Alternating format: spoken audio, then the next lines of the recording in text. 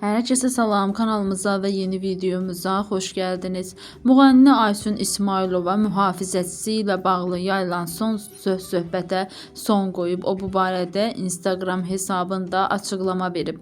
Həmin açıqlamanı sizlərə təqdim edirik. Siz də videomuzu bəyənməyi və fikirlərinizi yazmağı, kanalımıza dəstək olmaq üçün kanalımıza abunə olmağı unutmayın.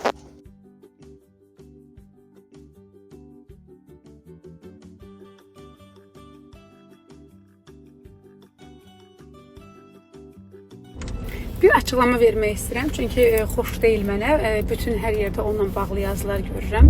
Dünən Gəncə konsertimdə mənim şəxsi mühafizəçimin məni belə qucaqlamağı bayağı bir söz-söhbət halına çevrilib. Öncəliklə deyim bilin, 15 yaşımdan o bizim ailəmizin şəxsi mühafizəçisidir və uzun zamandır ki, birlikdə işləyirik. Yəni mənim 15 yaşımdan.